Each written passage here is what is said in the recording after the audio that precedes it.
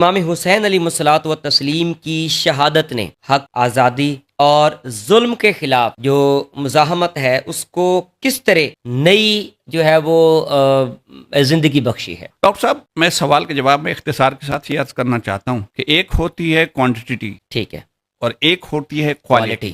ٹھیک ہے، آپ جب بھی کوانٹٹی دیکھیں گے، تعداد دیکھیں گے، تو آپ کو کفر، طاغوت اور باطل کے ہاں زیادہ نظر آئے گی۔ حقیقت ہے، یہ سچ ہے۔ کوالٹی دیکھنا چاہیں گے، اہل حق آپ کو ہر دور میں بہت کم نظر آئے، بہت کم نظر آئے۔ دیکھیے، ادھر 72 نفوس قدسیہ ہیں، ادھر 1000 ہا کی فوج ہے، مگر اسی طرح سے کوانٹٹی دیکھیے اور کوالٹی دیکھیے، فرق کیا ہے کوانٹٹی اور کوالٹی میں؟ کوانٹٹی یہ ہے کہ 1000 ہا کی فوج کے باوجود یزید نے پتہ نہیں کتنی ریاستوں کو خط لکھے کہ میری مدد کے لیے آئیں۔ یہ یزید نے خطوط لکھے تھے مختلف ریاستوں کو، مختلف ریاستوں ٹھیک ہے، کو میری مدد کے لیے کربلا میں پہنچے۔ ٹھیک ہے، یہ ہے کوانٹٹی، تعداد جو ہے وہ اس کو بنانے کے لیے اور اپنی جو ہے وہ اس کو نہیں، میں جو بات کرنا چاہتا ہوں وہ یہ ہے کہ تعداد جتنی بھی ہو، انسان اندر سے بزدل ہوتا ہے۔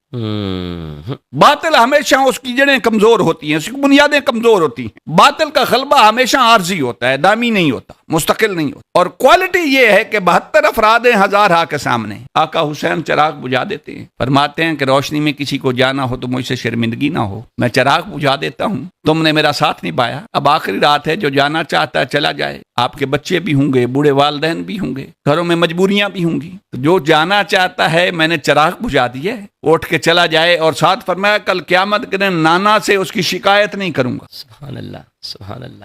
یہ ہے کوالٹی اور کوانٹٹی میں فرق۔ یزید 1000 ہا کی فوج کے ساتھ بزدل ہے، ڈرا ہوا ہے، اور حسین 72 نفوس قدسیہ کے ساتھ کہتا ہے جس نے جانا ہے چلا جائے۔ حسین اکیلا ہی کافی ہے۔ سبحان اللہ، سبحان اللہ۔